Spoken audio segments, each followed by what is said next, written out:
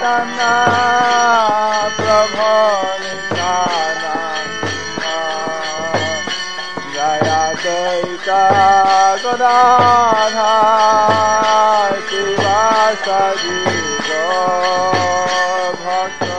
The following is a class given by His Holiness Jayapataka Swami Maharaj on September 17, 1979 in Los Angeles, California.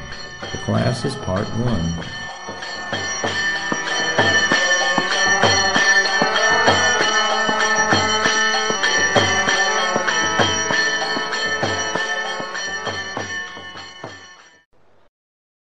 The activities of Sri Chaitanya Mahaprabhu are just like an unfathomable ocean. It is not possible for me to enter into them, but simply standing on the shore I am but touching the water. Whoever hears the pastimes of Sri Chaitanya Mahaprabhu with faith, analytically studying them, attains the ecstatic riches of love of Godhead. We believe that this description of Sri Chaitanya Mahaprabhu's pastimes also holds true for the activities of Srila Prabhupada, the great Acharya, spiritual teacher and disciplic succession from Lord Chaitanya, who created the world movement of Krishna consciousness, beginning in America in the 1960s. We know that just as one worships the Ganges River by an offering of Ganges water, we can glorify Srila Prabhupada only by His own mercy. Since we are His disciples, His mercy is all we are made of. We proceed then in this attempt, desiring to describe Him for the benefit of all who can hear. We have begun our research and writing with the last 12 years of His life in this world, from 1965 when He began preaching in the West through 1977. Since His personal letters from this period are the most abundant and His associates the most numerous and available, we have chosen to begin our work with these most important years. When the biography is complete, of course, it will start with His birth in Calcutta in 1896 and describe His early training under His Vaishnava Krishna conscious father, from whom He learned to worship the deity of Radha Krishna and hold the Rath Yatra festival.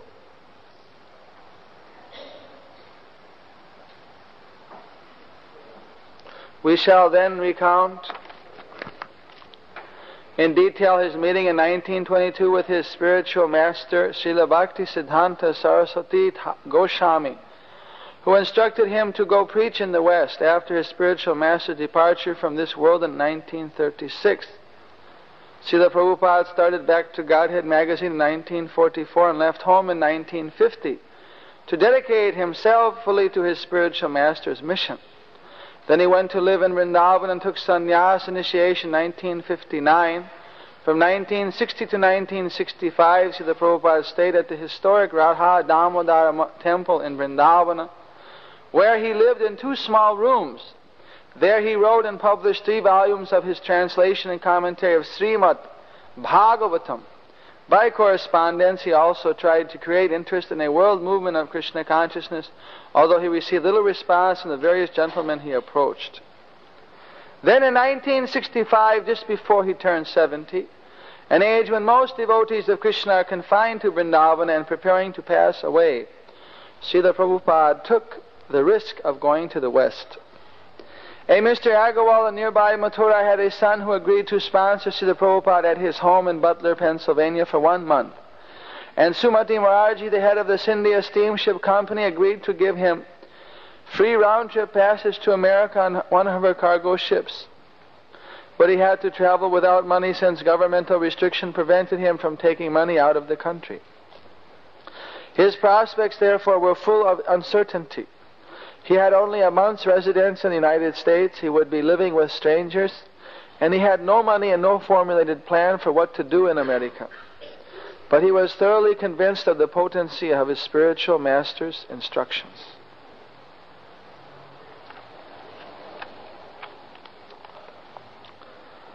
The biography begins.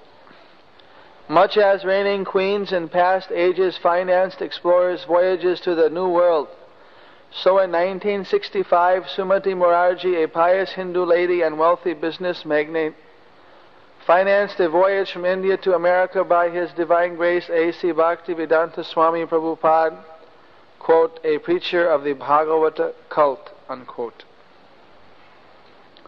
The Jaladuta is a regular cargo carrier of the Scindia Steam Navigation Company, but there is a single passenger cabin aboard.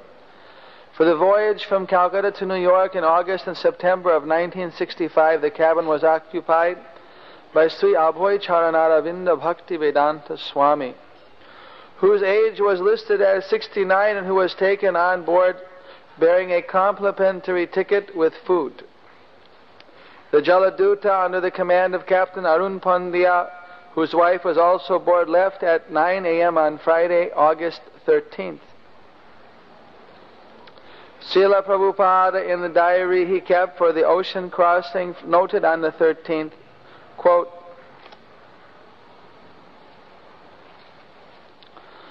the cabin is quite comfortable, and thanks to Lord Sri Krishna for enlightening Sumati Morarji for all these arrangements, I am quite comfortable, unquote. But on the 14th he reported in his diary seasickness, dizziness, vomiting, Bay of Bengal, heavy rains, more sickness, unquote. On the 19th, when the ship arrived at Colombo, Ceylon, Srila Prabhupada was able to get relief from his seasickness.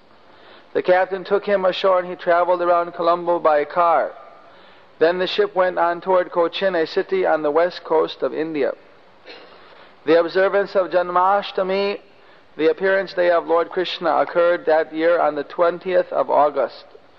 Srila Prabhupada noted that he took the opportunity to speak to the crew about the philosophy of Lord Krishna and distributed prasad he had cooked himself.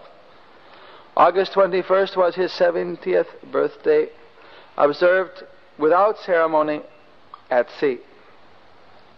On August 21st, the ship arrived at Cochin, and Srila Prabhupada's trunks of Srimad Bhagavatam volumes, which had been shipped from Bombay, were loaded on board. By the 23rd, the ship had put out to the Red Sea, where Srila Prabhupada encountered great difficulty. He noted in his diary, quote, rain, seasickness, dizziness, headache, no appetite, vomiting, unquote.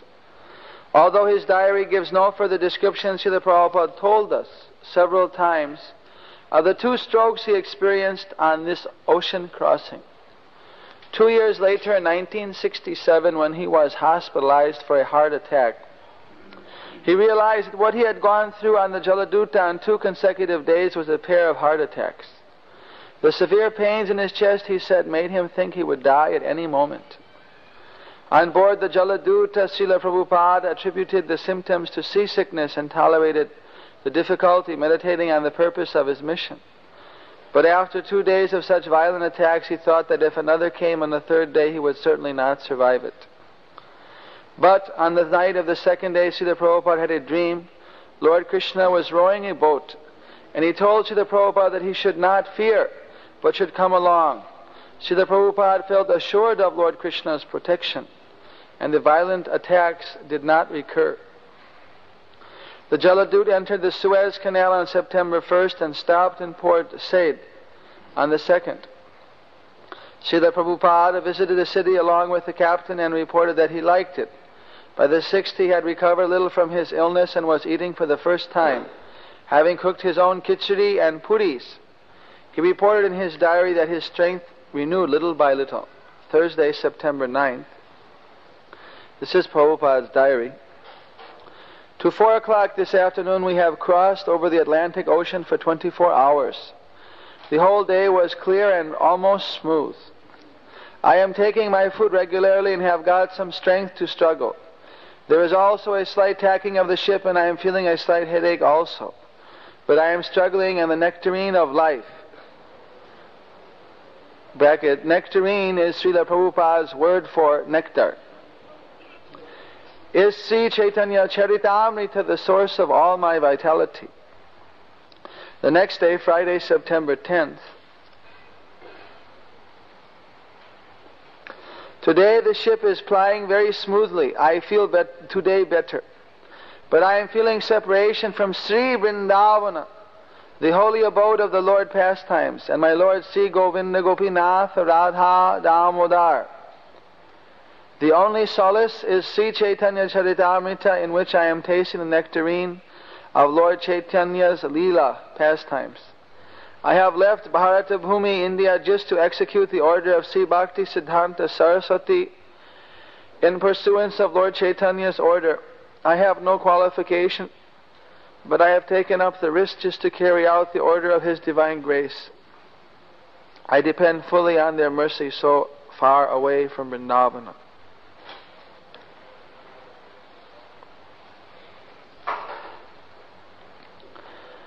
During the voyage, Srila Prabhupada must have sometimes stood on the deck at the ship's rail, watching the ocean or the sky and thinking of Chaitanya Charitamrita, Vrindavan Dhamma, and the order of his spiritual master to go and preach in the West. Mrs. Pandya, the captain's wife, whom Srila Prabhupada described as an intelligent and learned lady, foretold Srila Prabhupada's future. If he were to pass beyond this crisis in health, she said this would indicate the goodwill of Lord Krishna. The ocean voyage of 1965 was a calm one for the Jaladut. The captain said that in his entire career he had never seen such a calm crossing of the Atlantic. Srila Prabhupada replied that this calmness was Lord Krishna's mercy.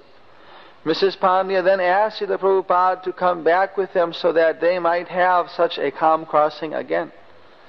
Srila Prabhupada wrote in his diary, quote, "If the Atlantic would have shown its usual face, perhaps I would have died. But Lord Krishna has taken charge of the ship," unquote. We also know that at one point Srila Prabhupada sold the captain 3 volumes of Srimad Bhagavatam. On August 13th, Srila Prabhupada wrote a Bengali poem, a prayer composed in pure devotion. He noted in his diary, quote, 32nd day of journey, cooked bati kachori. Bati kachori. It appeared to be delicious, so I was able to take some food. Today I have disclosed my mind to my companion, Lord Sri Krishna. There is a Bengali poem made by me in this connection. Bati kachori is when a vegetable is cooked so that it starts to burn, but it's not actually burnt, it's very severely browned, and so it gives it a charcoal taste. Prabhupada in 1977 in October and June sometimes, and in 1977 in the beginning when he was taking cooked food, this was his favorite preparation, batti kuchari, with cauliflower and potatoes and other preps. This prayer to the lotus feet of Krishna is filled with devotional confidence in the mission Srila Prabhupada was inspired to undertake on behalf of his spiritual master. An English translation of the verses follows, quote, "I emphatically say to you, O brothers, you will obtain your good fortune when the Supreme Lord Krishna, from the Supreme Lord Krishna, only when Srimati Radharani becomes pleased with you." Sri Srimad Bhakti Siddhanta Saraswati Thakur, who is very dear to Lord Gauranga, Lord Chaitanya, the son of Mother Sachi, is unparalleled in his service to the Supreme Lord Sri Krishna. He is that great saintly spiritual master who bestows intense devotion to Krishna at different places throughout the world. By his strong desire, the holy name of Lord Gauranga will spread throughout all the countries of the Western world. In all the cities, towns, and villages on the earth, from all the oceans, seas, rivers, and streams, everyone will chant the holy name of Krishna. As the vast mercy of Sri Chaitanya Mahaprabhu conquers all directions, a flood of transcendental ecstasy will certainly cover the land. When all the sinful, miserable living entities become happy the desire of the Vaishnavas is fulfilled. Although my Guru Maharaj ordered me to accomplish this mission, I am not worthy or fit to do it. I am very fallen and insignificant. Therefore, O Lord, now I am begging for your mercy so that I may become worthy. For you are the wisest and most experienced of all. If you bestow your power by serving the Supreme Spiritual Master, by serving the Spiritual Master, one attains the absolute truth. One's life becomes successful. If that service is obtained, then one becomes happy and gets your association due to good fortune. My dear Lord, O Supreme Personality of Godhead, because of my association with material desires, one after another, I was gradually falling into a blind well full of snakes, following the general populace. But your servant Narada Muni kindly accepted me as his disciple and instructed me how to achieve this transcendental position. Therefore, my first duty is to serve him. How could I leave his service? A quote from Srimad Bhagavatam. O Lord Krishna, you are my eternal companion. Forgetting you, I have suffered the kicks of Maya, birth after birth. If today the chance to meet you occurs again, then I will surely be able to rejoin you. O dear friend, in your company I will experience great joy once again. In the early morning I will wander about the cow pastures and fields, running and frolicking in the many forests of Braja. I will roll on the ground in spiritual ecstasy. Oh, when will that day be mine? Today that remembrance of you came to me in a very nice way, because I have a great longing to call to you. I am your eternal servant, and therefore I desire your association so much. O Lord Krishna, other than you, there is no means of success.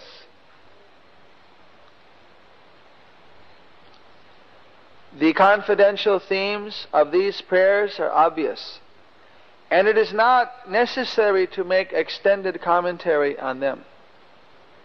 But since we are attempting to be with Srila Prabhupada as he lived his life, we must at least pause to appreciate such an intense, concentrated view of himself, in which he completely reveals his mind and soul in his confidential relationship with God. In this first verse, he declares that the only way one can get the mercy of Lord Krishna is to get the mercy of Srimati Radharani, who is the mercy representative of the Lord. The spiritual master is considered the representative of Radharani, and verses 2 through 7 describe the relationship between the disciple and the spiritual master. Srila Prabhupada gives credit to his Guru Maharaj, his spiritual master, Srimad Bhakti Siddhanta Saraswati, who foresees the day when through Srila Bhakti Siddhanta Saraswati's strong desire, the holy name of Krishna will spread through all the countries of the Western world. He plainly states that he has been ordered to accomplish this mission of worldwide Krishna consciousness.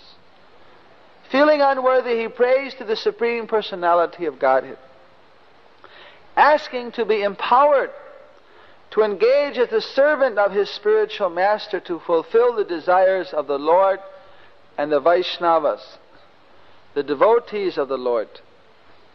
Certain literary critics state that a biographer should never step ahead in time to remind the reader of the great success his subject will gain, since that disturbs the reality of the time sequence. A man does not know what he will achieve until he achieves it. And the biography should capture as far as possible the experience of the man's life as he lived it, which was without knowledge of the future. But the anticipation in this prayer written aboard the Jaladuta was so great that we cannot help studying it, not only to appreciate what Srila Prabhupada would do, but to appreciate what he was doing already. We trust that the reader will not be disturbed as we examine these Prabhupada gems. Srila Prabhupada rarely made entries in his diary, yet from this ocean crossing we have a number of intimate revelations of his mind, with the same straightforward factual tone in which he has noted the date, the weather, and the state of his health. He has described his helpless dependence on his companion, Lord Krishna, the Supreme Personality of Godhead, and his absorption in the ecstasy of separation from Krishna. Srila Prabhupada rarely wrote poems. We have founded lives total of no more than about half a dozen. They were not the products of idle literary hours, nor were they written for publication or fame. The poems and diary entries were found years later by curious disciples who uncovered them among their spiritual masters' miscellaneous papers. The last two verses of this poem gave an unexpected confidential glimpse into Srila Prabhupada's direct relationship with Lord Krishna. In verse 9 he calls on Krishna as his dear friend and speaks of again experiencing the joy of wandering in the cow pastures and fields of Braja. In verse 10 he relishes how this memory of Krishna has come to him in such a nice way because of his great desire for serving Krishna. Surely the experiences related in this poem are above the mundane level. Externally, Srila Prabhupada was experiencing great inconvenience. He had been aboard ship for a full month and had suffered heart attacks and repeated seasickness. Moreover, even if he were to recover from these difficulties, his arrival in America would undoubtedly bring many more difficulties. But through this poem and through remarks in his diary, we can understand that Srila Prabhupada's consciousness was beyond all the difficulties of material duality. Nor can we say that these writings are merely idealistic discussions. With all deference to the literary critics, we will foretell here that this 70-year-old mendicant was actually to ignite the worldwide Hare Krishna explosion he predicted in this poem. And what are we to make of his remembrance of his friend Krishna wandering about in the forest of Braja? I will not be so foolish as to attempt to understand these things. As Srila Prabhupada had already written in 1961 in his Srimad Bhagavatam commentary, quote, "Spiritual feelings of happiness and intense ecstasies have no mundane comparison. Therefore, it is very difficult to give expression to such feelings. We can just have a glimpse of such ecstasy in the words of Sri Narada Muni. I can at least understand that Srila Prabhupada was thinking of Krishna and speaking intimately to Krishna, and that Krishna was reciprocating with him out of his own interest. Srila Prabhupada used to tell us that although God can certainly speak to anyone, He is selective, just like an important man in the material world who speaks only with his associates or those with whom he has some important business. To enter the association of God will be our fortune too, if we can submissively appreciate the glimpses of pure devotional service given to us by Srila Prabhupada's dream of Krishna and by his prayers and diary remarks as he sailed the Atlantic to bring Krishna consciousness to America. After a 36-day journey from Calcutta, the Jaladuta reached Boston's Commonwealth Pier at 5:30 a.m. on September 17th, 1965. Srila Prabhupada recalled that among the first things he saw were the letters A and P painted on a pier front warehouse. The warehouse is still there today. The ship was to stop in Boston briefly before proceeding to New York City, which was Srila Prabhupada's port of entry. Many skyscrapers have been added to the Boston skyline since 1965. But probably the same great waterfront dawn that occurs now at that time of year was awaiting him then. And there must have been an earlier version of today's conglomeration of lobster stands. In 1965, after a short walk across a footbridge and down a few streets, you would be in a downtown section of Boston with old churches, warehouses, office buildings, bars, tawdry bookshops, nightclubs, and restaurants.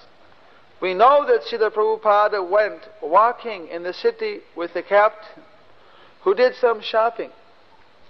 But what is perhaps most significant about Srila Prabhupada's short stay in Boston, aside from the fact that he had now set foot in America, was that Commonwealth Pier was the place where he wrote another Bengali poem entitled Markane Bhagavata Dharma, Teaching Krishna Consciousness in America. The translation of this prayer is printed here. My dear Lord Krishna, you are so kind upon this useless soul, but I do not know why you have brought me here. Now you can do whatever you like with me. But I guess you have some business here. Otherwise, why would you bring me to this terrible place? Most of the population here is covered by the material modes of ignorance and passion. Absorbed in material life, they think themselves very happy and satisfied. And therefore they have no taste for the transcendental message of Vasudeva Krishna. I do not know how they will be able to understand it. But I know that your causeless mercy can make everything possible because you are the most expert mystic. How will they understand the mellows of devotional service? O Lord, I am simply praying for your mercy so that I will be able to convince them about your message. All living entities have come under the control of the illusory energy by your will. And therefore, if you like, by your will they can also be released from the clutches of illusion. I wish that you may deliver them. Only if you desire their deliverance will they be able to understand your message. The words of Srimad Bhagavatam are your incarnation. And if a sober person repeatedly receives it with submissive oral reception, then he will be able to understand your message. He will become liberated from the influence of the modes of ignorance and passion. And thus all inauspicious things accumulated in the core of the heart will disappear. It is said in the Srimad Bhagavatam 1:17-21, Sri Krishna, the personality of Godhead, who is the Paramatma super soul in everyone's heart, and the benefactor of the truthful devotee, cleanses himself from material enjoyment from the heart of the devotee who has developed the urge to hear his messages, which are in themselves virtuous when properly heard and chanted. By regular attendance in classes on the Bhagavatam and by rendering of service to the pure devotee, all that is troublesome to the heart is almost completely destroyed. And loving service unto the personality of Godhead, who is praised with transcendental songs, is established as an irrevocable fact. As soon as irrevocable loving service is established in the heart, the effects of nature's modes of passion, ignorance, such as lust, desire, and hankering, disappear from the heart. Then the devotee is established in goodness, and he becomes completely happy. Thus established in the mood of unalloyed goodness, the man whose mind has been delivered by contact with devotional service to the Lord gains positive scientific knowledge of the personality of Godhead in the stage of liberation from all material association. Thus the knot in the heart is pierced and all misgivings are cut to pieces. The chain of fruitive reactions is terminated when one sees the self as master. How will I make them understand this message of Krishna consciousness? I am very unfortunate and unqualified and am the most fallen. Therefore I am seeking your benediction so that I can convince them, for I am powerless to do so on my own. Somehow or other, O Lord, you have brought me here to speak about you. Now, my Lord, it is up to you to make me a success or failure as you like. O spiritual master of the worlds, I can simply repeat your message. So if you like, you can make my power of speaking suitable for their understanding. Quote, only by your cause this mercy will my words become pure. I am sure that when this transcendental message penetrates their hearts, they will certainly feel gladdened and thus become liberated from all unhappy conditions of life. O Lord, I am just like a puppet in your hands. So if you have brought me here to dance, then make me dance. Make me dance. O Lord, make me dance as you like. I have no devotion, nor do I have any knowledge, but I have strong faith in the holy name of Krishna. I have been designated as Bhakti Vedanta. And now, if you like, you can fulfill the real purport of Bhakti Vedanta. Signed, the most unfortunate and insignificant beggar, A.C. Bhakti Vedanta Swami, on board the ship Jaladuta, Commonwealth Pier, Boston, Massachusetts, USA, dated 18th of September, 1965. These are the thoughts of one who was coming physically and spiritually from the holiest abode of Krishna consciousness into the hellishness of 20th century materialism. From Vrindavana to Boston, he could immediately see the death, suffering, illusion, the human beings reduced to animal life, as materialists could never see them. Yet he did not turn away in loathing. He had come to save these people but now he felt very weak and lowly, unable to do anything on his own. He stood in the American city, a city rich with billions, populated with millions, and determined to stay the way it was. He was but an insignificant beggar with no money, an old man who had barely survived 2 heart attacks at sea, who spoke a different language, and who was dressed strangely. Yet he had come to tell people to give up meat-eating, illicit sex, intoxication, gambling, and to worship Krishna, who to them was an unknown Hindu god. What would he be able to accomplish? But while feeling his own weakness, he directly spoke his heart to God. He was alone with no friend, but God was his friend. And what did he wish of his friend? Quote, I wish that you may deliver them. I am seeking your benediction so that I can convince them. And in this intimate poem, he also revealed the method he would use. He would trust in the power of the transcendental vibration of God's holy name, as expressed in the verses he quoted from Srimad Bhagavatam. The message of Godhead itself would clean away desire for material enjoyment and create loving service unto Krishna as an irrevocable fact. It was complete faith in this process that he expressed, even while forced to feel the powerful influence of ignorance and passion that dominated everyone around him in the American city.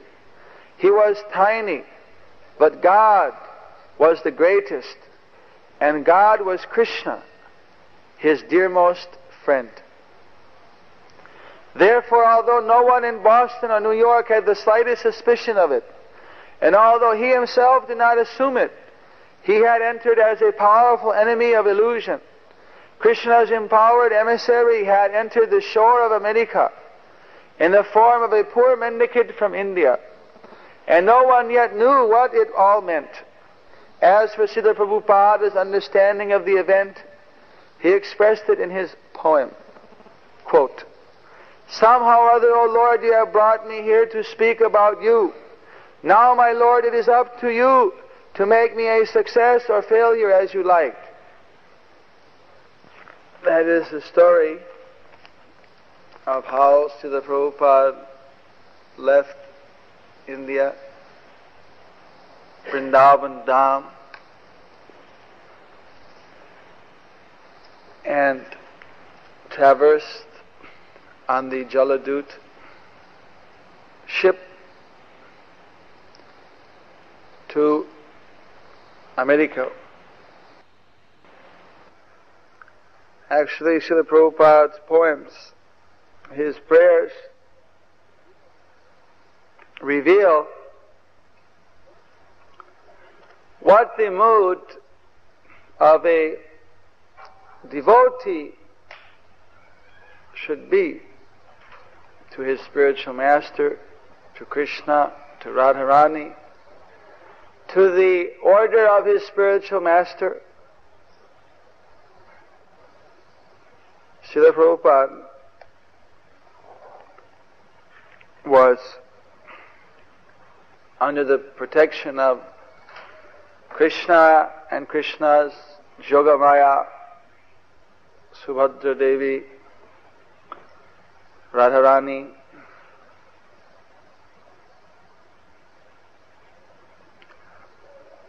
He predicted while out at sea how the whole world, every town and village, from every river, every sea, everywhere, the holy name of Krishna would resound.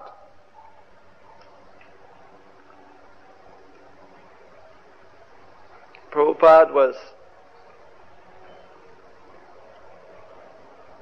acting as the perfect instrument in the hand of his spiritual master, in the hands of Krishna. I remember how Srila Prabhupada would hear the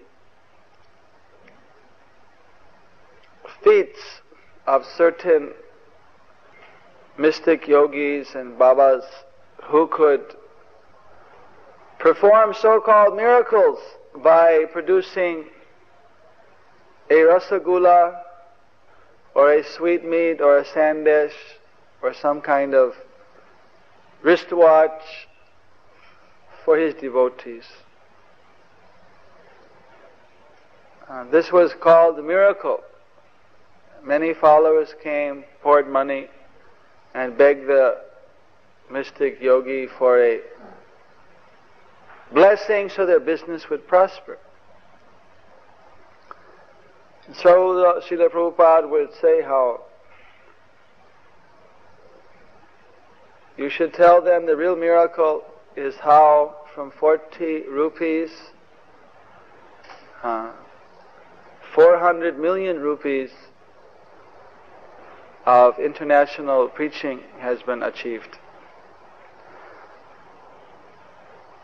How from nothing, how so many devotees have been enlivened.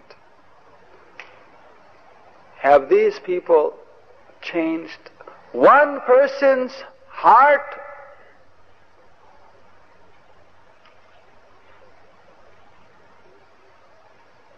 Srila Prabhupada, he has moved the hearts of countless people. So here we see the dedication that Srila Prabhupada had.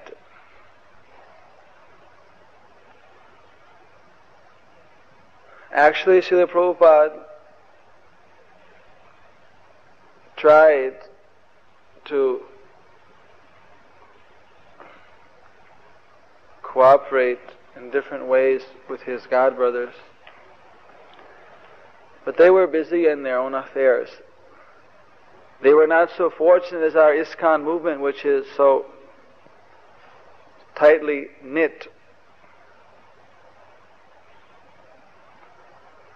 there had been dissension between some. But in spite of being all alone, Srila Prabhupada never felt himself alone because he had his spiritual master in Krishna. His order. He didn't leave a stone unturned. It's not that Srila Prabhupada went off on his own. Actually, there are so many instances where he asked to be sent as the representative of the Gaudiya mission, where he tried to work hand in hand with the Gaudiya mission, but theirs was not the same mood of preaching that Srila Prabhupada had learned from his spiritual master. And they were all broken into factions. There was no cooperation.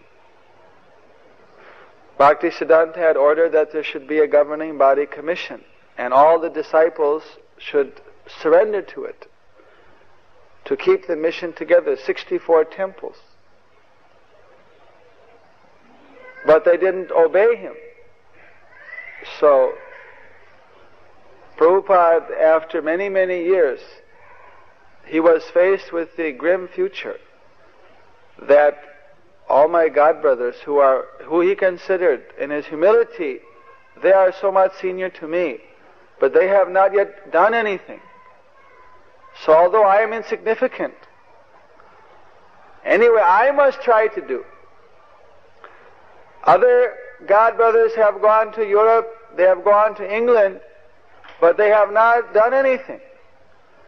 So America is the richest nation.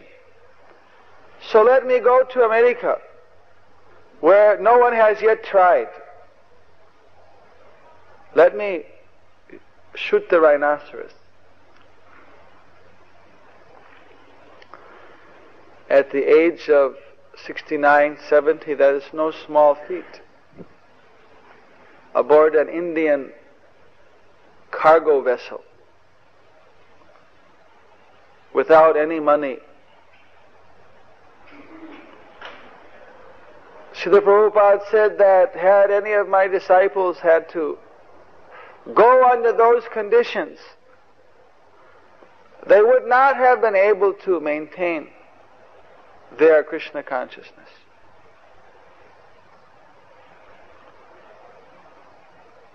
Without implicit faith in the order of the spiritual master and the words of the scriptures, in the Supreme Personality of Godhead, the purport of the Vedas is not revealed. And by such implicit faith, all the secrets of the Vedas are revealed. So Srila Prabhupada, he had such implicit faith, so everything was revealed. Before stepping off the ship, he said everything. How these people are situated and how they'll be delivered.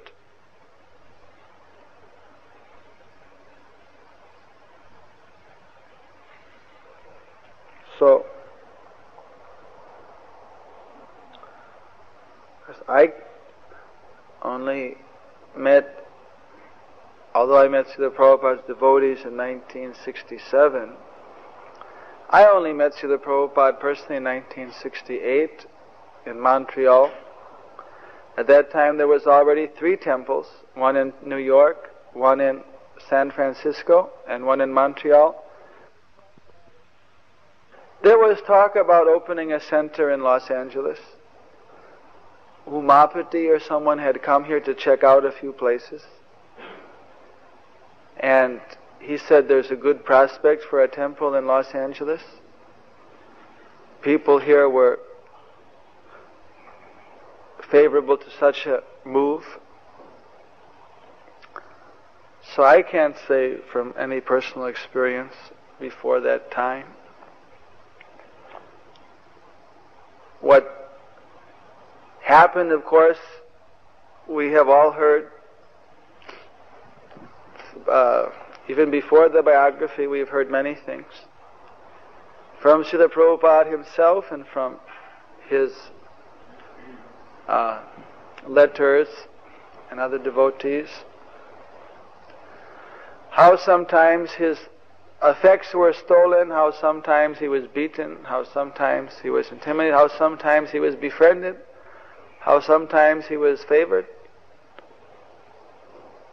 how sometimes he was neglected, how sometimes he felt frustrated that the progress was going on too slow.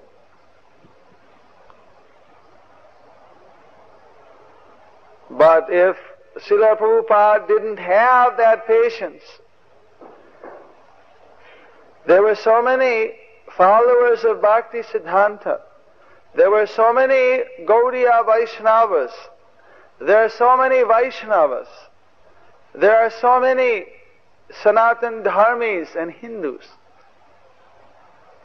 But had Srila Prabhupada had that one saintly transcendental citizen of India not come to this land to preach this Krishna conscious movement, then we shudder to think what should have been our fate today.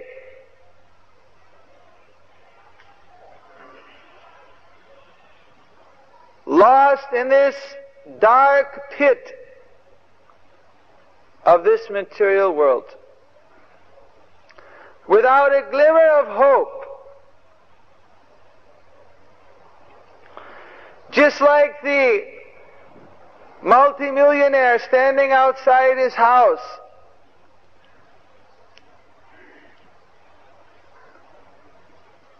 Bhavananda Goswami and Achyutananda Swami, I may have the name incorrect, the Hollywood Hills or something, yesterday were caught on fire. And they were watching the big houses, one after another, big 100-foot flames going up. It was a big event. And the rich people, they're standing with their hose trying to keep the roof wet. The flame just devours the house. So like that, we are thinking, oh, I will solve all my problems. I have so many plans. But we would have simply been devoured by the fire of this material world, which is still waiting to devour us any time we turn our face away from Krishna. But there actually was no hope. Srila Prabhupada has given us our lives. His devotees are preaching and still giving us and so many others their lives. So this is Srila Prabhupada's gift.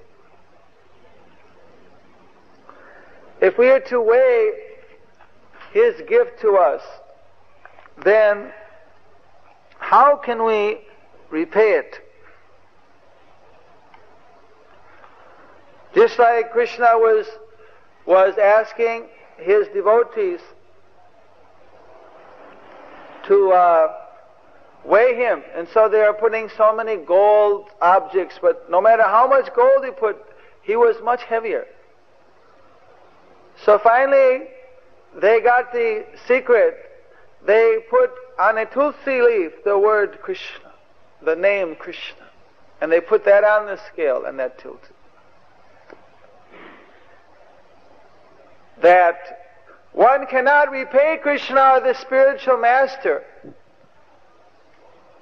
by any amount of gold or material things alone. One has to give, just like Krishna and his name are not different, so Krishna plus Tulsi was heavier than Krishna. So we have to give everything, thought, word, deed, everything to Krishna. Plus what? What else is there? You see. So therefore, even we give everything, we still can't match. So therefore, we become hopeless.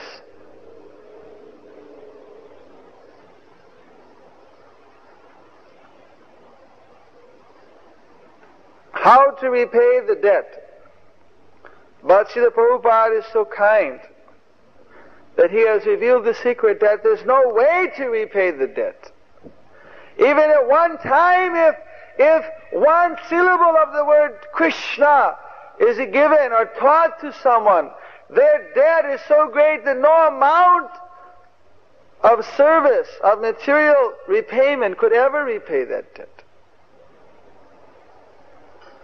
So simply we have to be satisfied with the attempt to repay. There are so many great people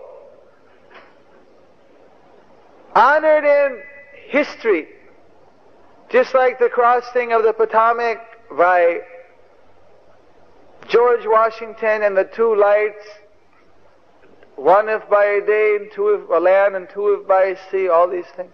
These are commemorated. You see, the landing of the troops in certain, already people are forgetting. And they have significance in one nation and one place. But don't think that Srila Prabhupada setting foot in America has only significance to the Americans. But rather this has had significance and has significance to everyone throughout the whole world.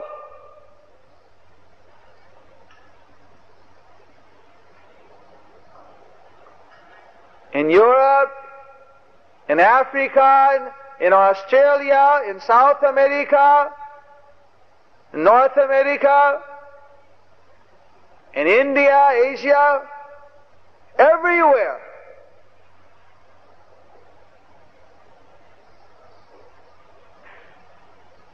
See, Prabhupada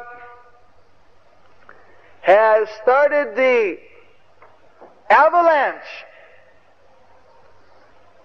Have you ever seen an avalanche?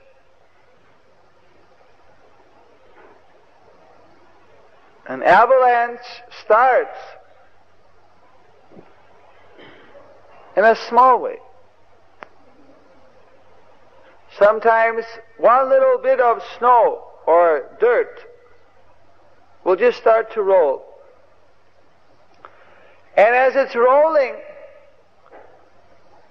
it hits other pieces. And they also start to move. And the subsequent movement becomes bigger and bigger. And from a small particle to hundreds of particles to thousands of particles to a few tons of material, it starts to roll and gain momentum.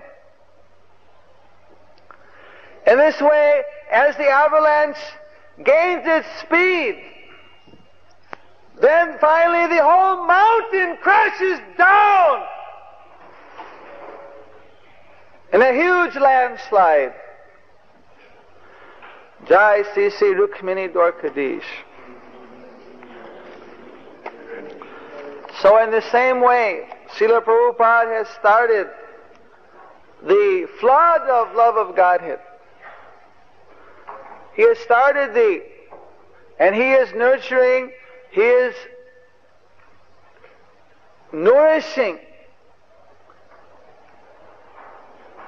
Simply we are pebbles. We are insignificant particles of dust, simply taking part in this massive landslide which will completely free all the loose particles from the fixed up position in this material world down into the ocean of bliss, the ocean of transcendental love of Godhead waiting below. Avalanche into the sea of Krishna consciousness.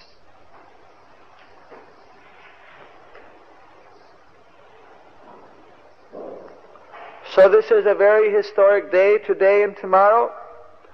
We should remind ourselves and commit ourselves to dedicate to the lotus feet of Guru and Gauranga, following in the footsteps of Srila Prabhupada, to spread this message which he has brought with such care and affection and compassion, so that everyone can benefit.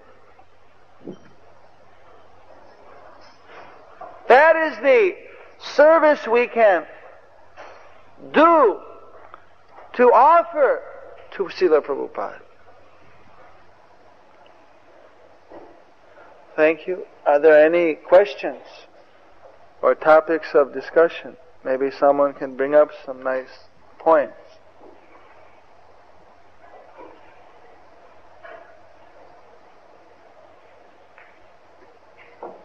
Yes? You said Srila Prabhupada was alone in America preaching. So later he sent some of his disciples back to India. And practically they were by themselves preaching. I know you were one of them. So perhaps you could say something about that. What was it like alone preaching in a foreign country? Wasn't so much alone. Because 2 months, of course, Achyutananda was there for 1 year alone. And then after I came, after 2 months, Srila Prabhupada visited India. And every year Prabhupada would come at least one time to India. Although we were alone for the first 4 or 5 years, one can't draw so much of a comparison. He was physically guiding us and training us, telling us what to do, criticizing us when we did something imperfectly. The trial of Srila Prabhupada, when he was asked to leave America in 1968, that time he went to Canada. At that time I left San Francisco after Rath Yatra and went to Montreal to meet Srila Prabhupada because I heard he was going back to India and he may never return. I thought I'd been looking for years and years for one person who had some spiritual wisdom. And here I find so many enlivened devotees that now their spiritual master, the great master who has come to India with this message, he's going back, I may never meet him. So they tried to tell me, the temple president, well, you should just stay here. Don't leave the temple. Don't worry. You won't understand what Srila Prabhupada says anyway. He speaks with an Indian accent. So I was very confused, being a new bhakta, what to do. So someone took me aside, listen, don't believe these guys. You just ask him that if you pay his way, would he like to go to see Srila Prabhupada? And you'll find out the real truth. So then I could understand that he just wanted to keep another brahmachari in the temple. And sure enough, he would also like to go to see Srila Prabhupada. So then I went to see Srila Prabhupada to surrender personally at his lotus feet. And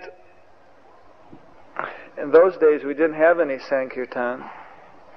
We didn't have any big book distribution. We'd get a few back to Godheads from New York and then think about how to give them out to anybody that wanted them. And pretty soon they were even printing a few thousand copies.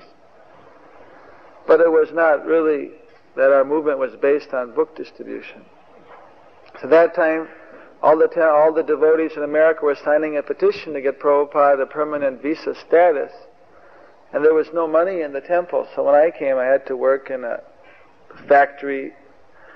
I had a job in an A&W coffee shop cleaning up after the people, because Prabhupada was going to be evicted from his house.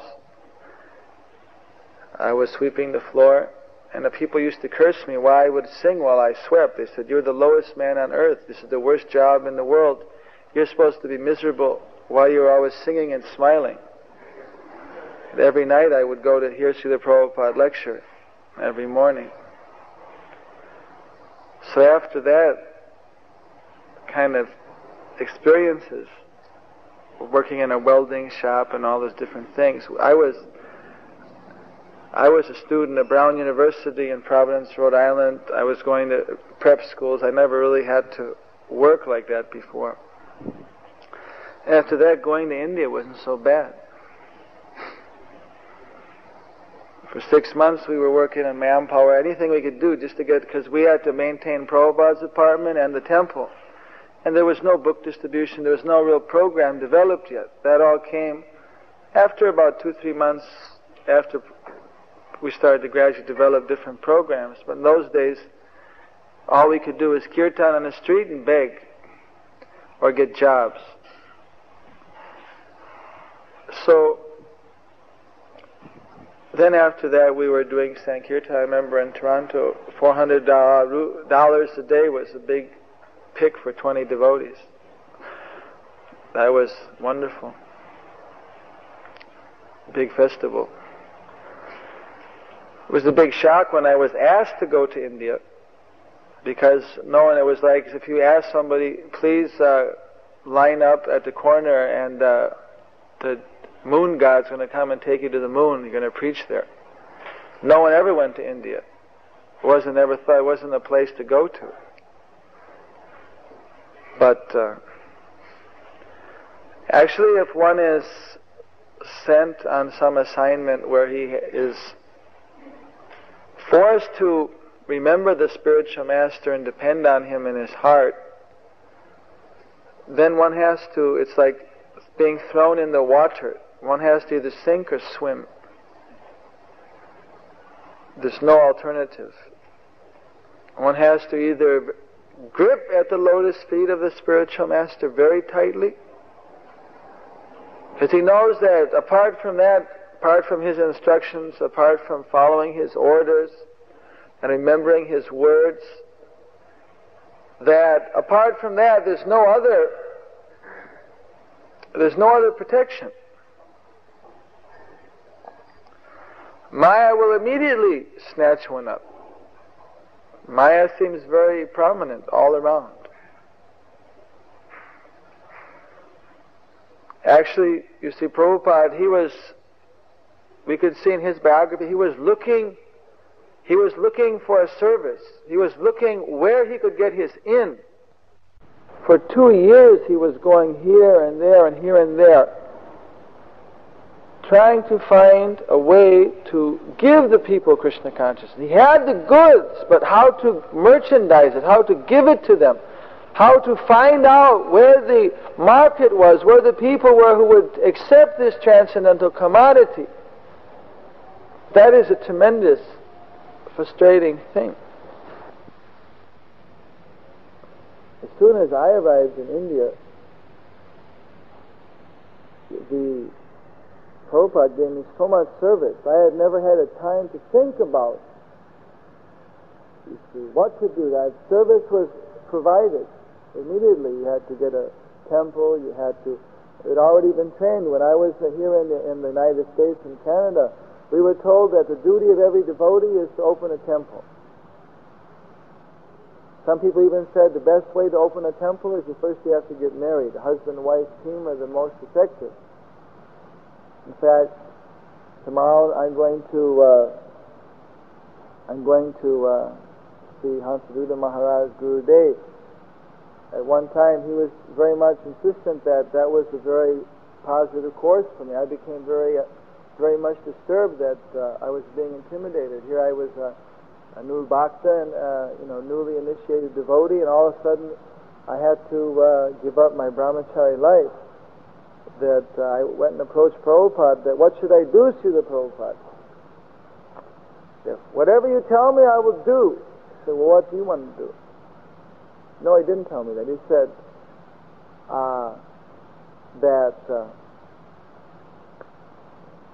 he asked my age at the time. He told me, when you are 25 years old, then, according to the Vedic custom, the spiritual master decides what is best for you. To either remain a brahmachari, take sannyas, or get married. So right now, you simply wait, and I will decide at the right time what you should do.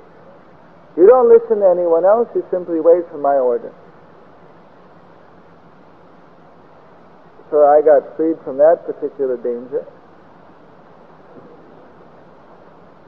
And then we were told, though, that we had to learn to cook, to do pujari work. We had to know how to do accounts. manage the temple, play mridanga, play kartal, and preach from the Gita and the Bhagavad.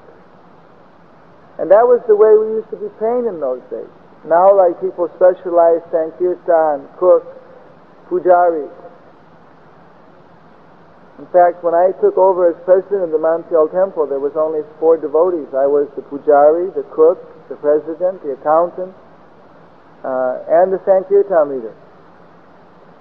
And then I had to gradually train everyone else how to cook, how to do the pujari, because when the previous temple president left, he took everyone with him to open up a new temple somewhere else.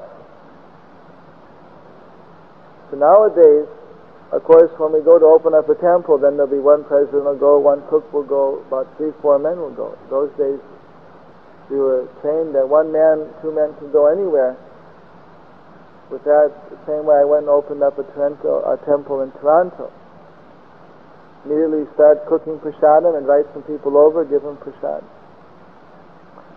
So in that way I was prepared to go anywhere. That was, we were told that your duty is anywhere that you'll be sent, you have to go and open a temple.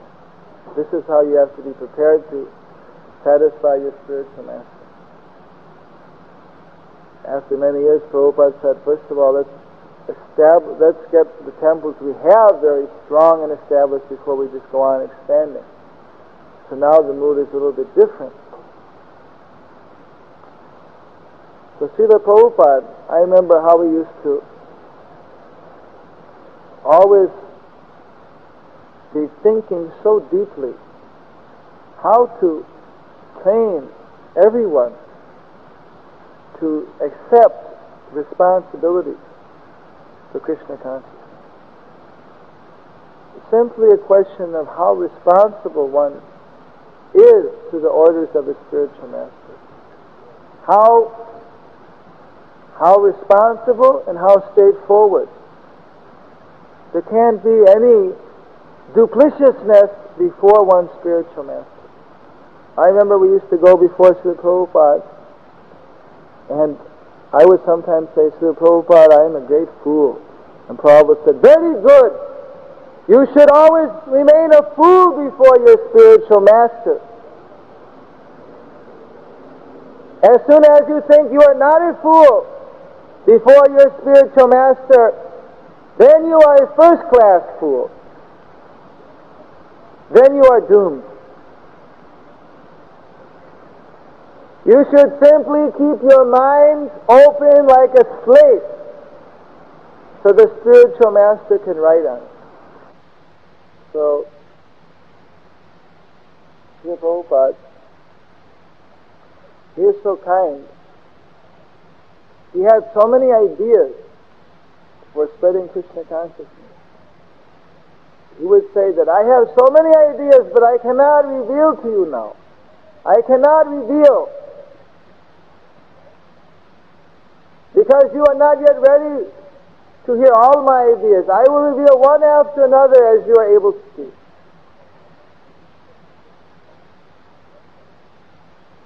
When Srila Prabhupada left this world, he said, I have finished half of my work. Yet half remains to be done.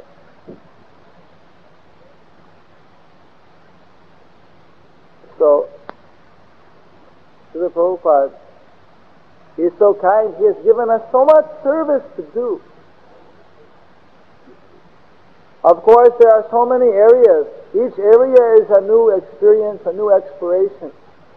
But the foundation which he has left is so strong, it is so wonderful, that it is a tremendous impetus, a tremendous gift, making it so easy for us to expand. Simply a little hard work, a little bit of elbow grease and deep concentration.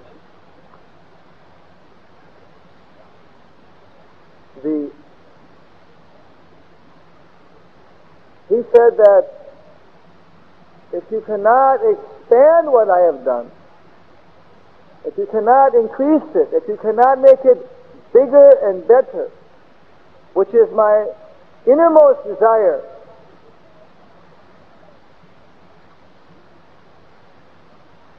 then at least maintain it. Don't let anything deteriorate.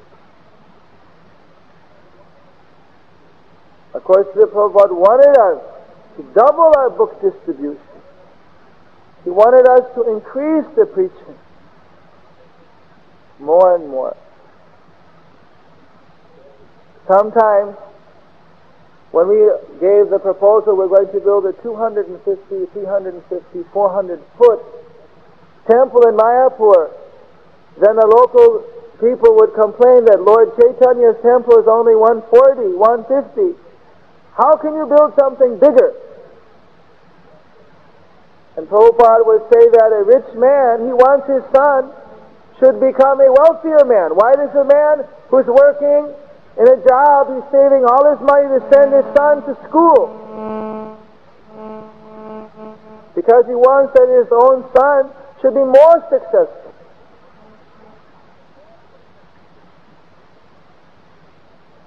I remember sometimes some devotee was saying, Prabhupada, what about those good old days? When we were struggling, he said, what about, these are the good old days. Those days are unmentionable.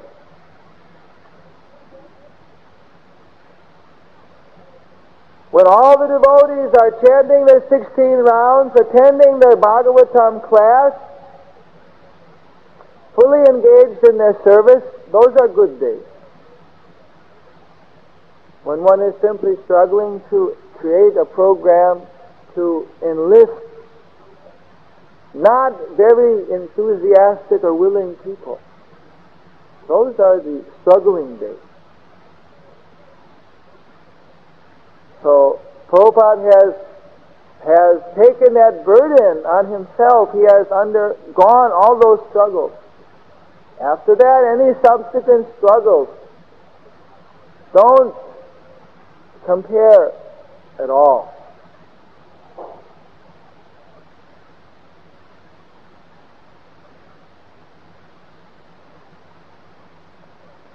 Actually,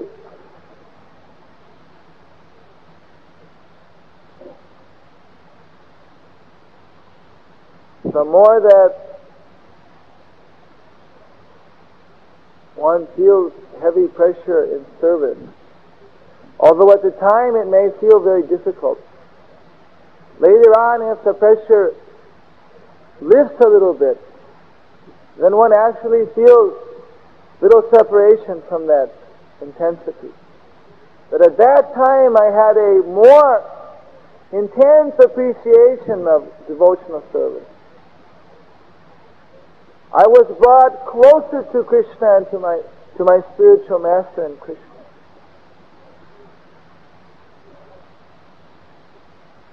Just like Kunti Devi, she prayed that, let there be danger rather than there be good fortune, because by danger I am calling on Krishna and Krishna is coming to me. So, of course, we hope one day our God brothers or disciples or grand disciples or their grand disciples and grand nephews and everything will have a whole Krishna conscious world to practice their devotional service in.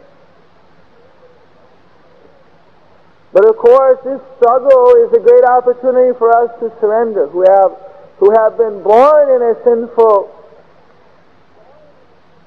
situation, so that in the future the children and the descendants in the disciplic succession, they will be born in a Krishna conscious situation, so that it's definitely everyone's last birth in this material world. They'll go right back to Krishna.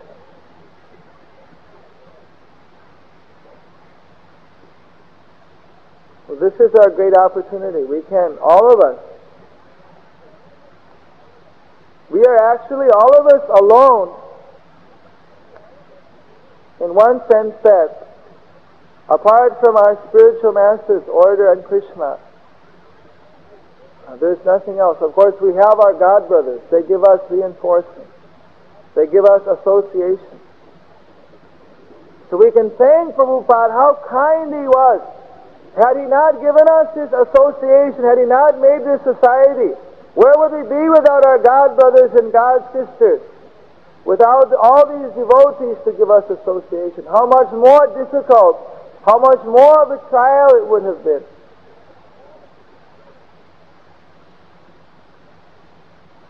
In India, there was such a turnover of devotees. No one could stay.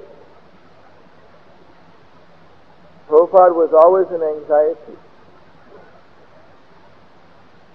I have no credit. Only thing is, I just stuck it out.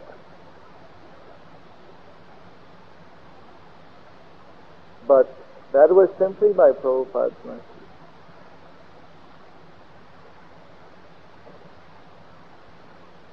The real dynamic force, of course, we see present in advanced devotees like Srila Rameshwar Swami, who is fighting constantly against the demons who are opposing this book distribution, who are opposing this preaching. All over the movement we see so many preachers who are daily encountering so many obstacles, but who are remaining fired up, who are remaining enthused, and who are preaching. So if we can refine that and try to follow in the footsteps, try to capture what is the mood, what is the vibration of Srila Prabhupada when he surrendered everything to spread Krishna consciousness, that will be our greatest achievement.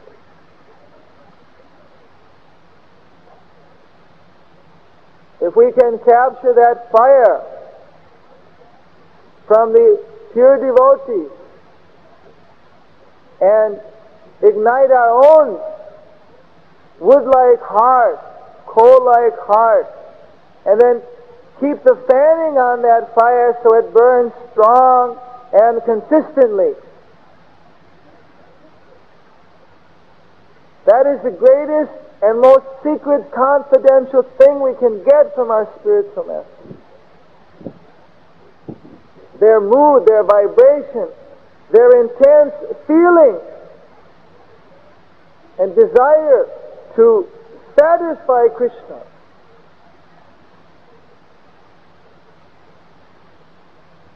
And first and foremost, their own spiritual master. Jai Om Vishnupad Paramahansa Pradaksha Jai Sutaya Sri Srivad Śrīla Prabhupada Bhakti Vedanta Swami Prabhupada Ki Śrīla Prabhupada Ki Śrīla Prabhupada Ki. Prabhupada was so satisfied. The biggest street in America, Fifth Avenue, and a beautiful Rathayatra, 3 big carts built personally by Jayananda Prabhu, even though during the time he was constructing the carts, he was already showing signs of the disease that would ultimately take his body. He still went on building the carts and personally pulled the Jagannath cart. So Prabhupada was feeling great ecstasy at that time. And also, it was a beautiful season of the year in America. The Gita Nagari farm was just coming up. So Tamal Krishna Maharaj and myself were pleading with Srila Prabhupada, why travel back to India again? Of course, Bombay wasn't open, and that was on Prabhupada's mind, that I have to go to India and push the construction. And we were trying to tell Prabhupada, why not let others manage, so you can be given some relief, and you could just stay for another month or so at the Gita Nagari farm. It's very peaceful, and your health will be so nice. The milk, we were describing to Prabhupada about the milk from those cows and everything. And his health was very bad at that time. So anyway, we were pleading with him day after day. Even Up until the last second we were going down from the 11th floor in the elevator to the car to the airport, we were still pleading with him. Please don't leave. Finally, Prabhupada ended the discussion by turning to us in a way that is only Prabhupada could look in this way, completely majestic, like some beyond the demigod, beyond the king, just so much beauty and majesty and nobility. So he turned to us and he said to us, I want the bliss of fighting for Krishna up until my last breath. And the combination of the tone in his voice and the way he was majestically standing there in the elevator going down ended the conversation once and for all. There was no question of deterring Srila Prabhupada. He was determined. He said, I want to follow in the footsteps of Arjuna. I want to give my whole life to Krishna. Up until my last breath, there is no question of resting. That was Prabhupada's style. He used to joke with us, work now, samadhi later. That was his joke. So, the sons and daughters and grandsons and granddaughters of His Divine Grace should understand their father or grandfather. The mercy of the spiritual master is available to those who catch up the spirit of his life and follow in his footsteps.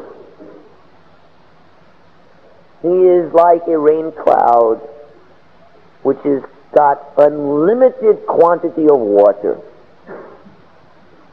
There is no limit to the mercy of Krishna, which we can all receive from Srila Prabhupada. There's no limit, but there is a process for receiving that mercy. We must study the Acharya, not only by his words, but he is the living example. We must study the spirit of his working, the spirit of how he engaged himself and dovetailed himself 24 hours a day. And we are instructed by the greatest authority of Vedic knowledge, Srila Rupa Goswami, that if you want the mercy of Krishna, then you must follow the footsteps of the predecessor Acharyas. Therefore, every single move that Srila Prabhupada made was calculated to teach us how to be Krishna conscious.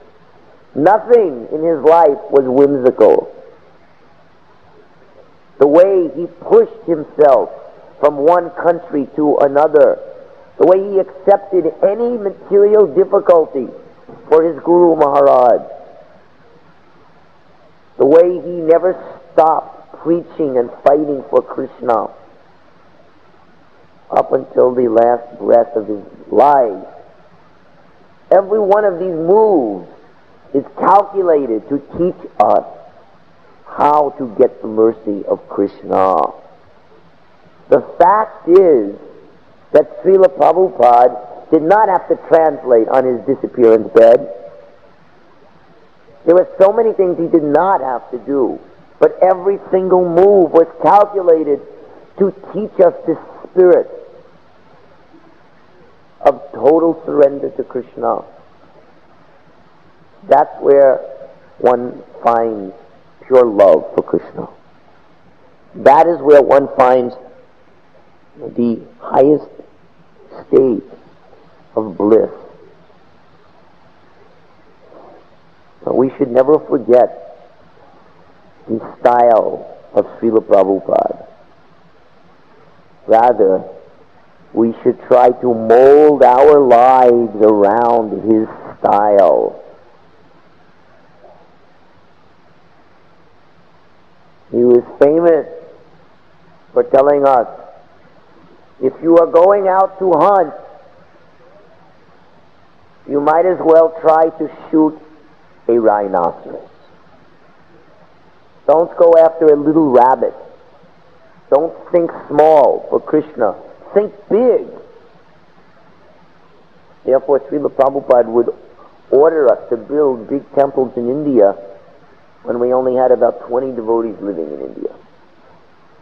In different cities, simultaneously, money would be sent for construction, and there were no devotees, and still Prabhupada was building temples. We have to study Srila Prabhupada's transcendental mood for spreading Krishna consciousness. He was bold. He was the greatest warrior. He was the most encouraging personality. He had the biggest plans, just like with our library party. Practically from the day it started, Prabhupada was asking, how many libraries are there in this planet? And then we said, well, Prabhupada, there's a few thousand college libraries. He said, no. How many branches are there?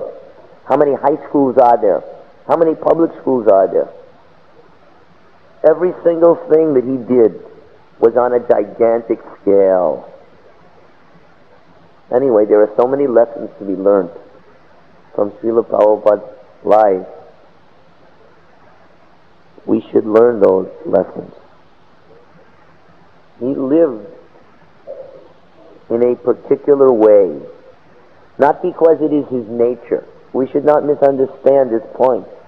As a perfect acharya, he deliberately lived and acted and planned and pushed himself in a way that he wanted us to live and act and plan and push ourselves.